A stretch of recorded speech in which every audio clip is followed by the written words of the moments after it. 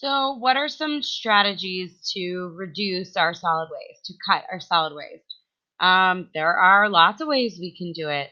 We can redesign manufacturing and products to use less material and energy.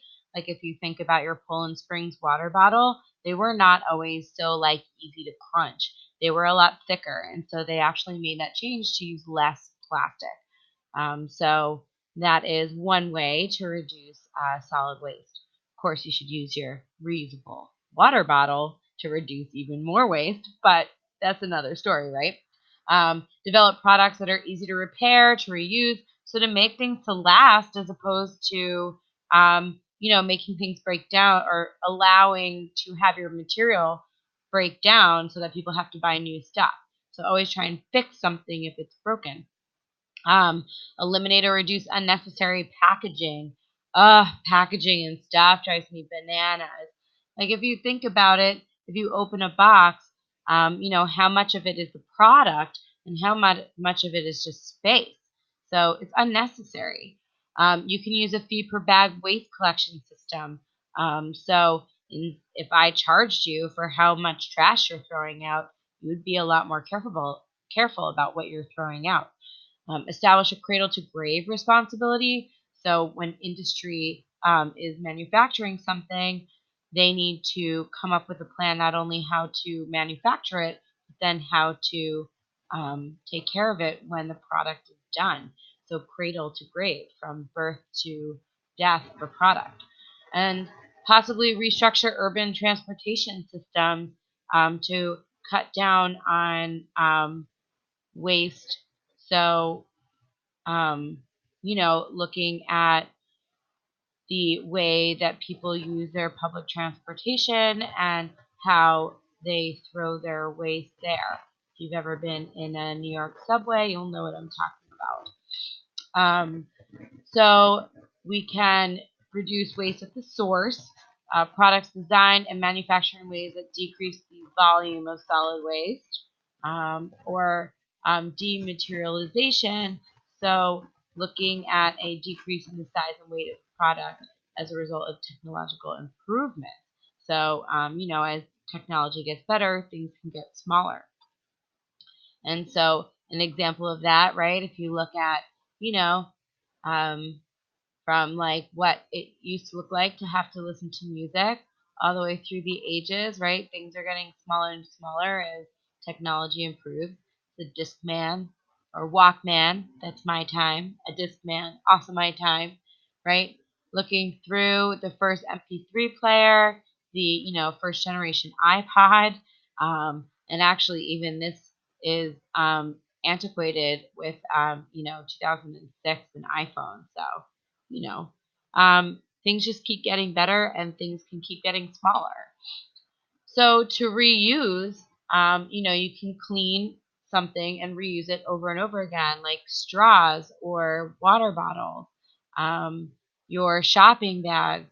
And it's important to reduce solid waste and pollution because you're not actually putting more into the stream. And it helps save you a lot of money too. So you can go to flea markets, yard sales. There's a website called freecycle.org where people are giving away stuff.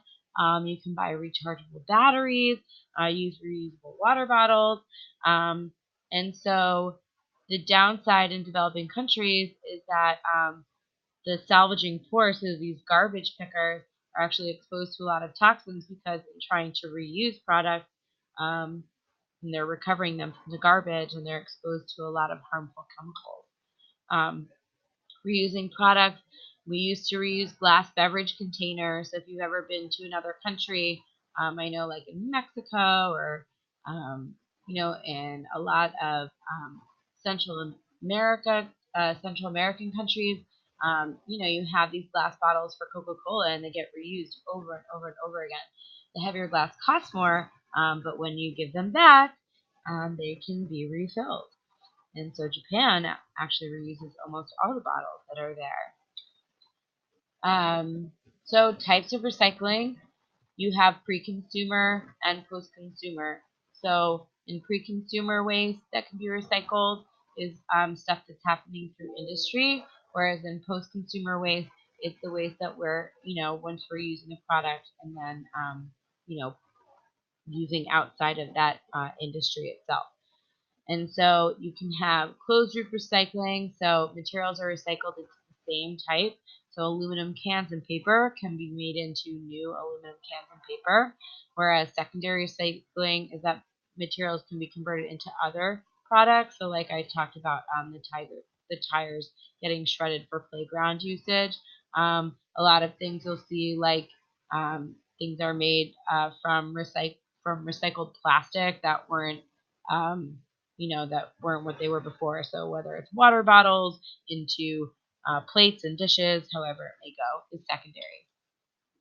Paper recycling is so expensive in terms of water, but um, but it actually saves even more water than producing the paper in the first place. And so the U.S. actually recycles 50% of its paper, but we could definitely do better. So, always recycle your paper. Other materials that we can recycle are glass, aluminum, like I said.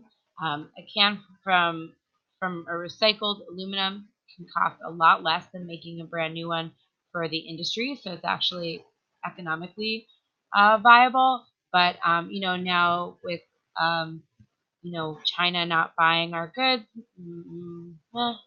I don't know how that's going to go. So other metals that can be recycled, lead, gold, iron, steel. There are all kinds of scrap metal yards where they recycle the materials and sell them off. And then plastics are so important. Um, Plastics are one of the largest problems. And like I said before, if you want to change your world, you should watch Plastic Ocean on Netflix. It's pretty powerful. And so when you recycle your plastics, you should always look at the number. Can it be recycled? And according to the number, what is it made of, and what can it be made into? Bioplastics are plastics from plant material, so it may or may not be biodegradable. You can see a lot of those like cornstarch utensils out there, but if they go into a landfill, they're not going to biodegrade. So, I don't even know how long it would take to biodegrade these bioplastics. So, recycling reduces energy and mineral use, reduces air and water pollution, greenhouse gas emissions, reduces solid waste and landfill space, but it can cost more than burying it. So if you have lots of space for landfill, it can actually be more expensive to recycle it. And then it reduces profits for owners of landfill and incinerator. One thing I will add in there is that economically also it depends on the market, right? So recycling is a market. So it all depends if people want to buy those goods. Also, like separating your recycling is kind of annoying. So you can see Connecticut's pretty good, but Maine and New York are better. And so we're definitely increasing our recycling here in the U.S. And e-waste is another problem, and so even though this electronic waste ends up in landfills, there are all kinds of things in there that we could reuse. So it's really important that you don't throw your e-waste into garbage. You can get valuable metals, plastics, and then also take the toxic and hazardous pollutants out of the landfills with the potential to leach and treat them accordingly if you recycle your e-waste in a proper way. So different companies actually recycle their own products. I'm not sure about that percentages to China anymore, but a lot of our e-waste goes to other countries. And so, the Basel Convention is banning hazardous waste from developed countries to developing countries, where you have like environmental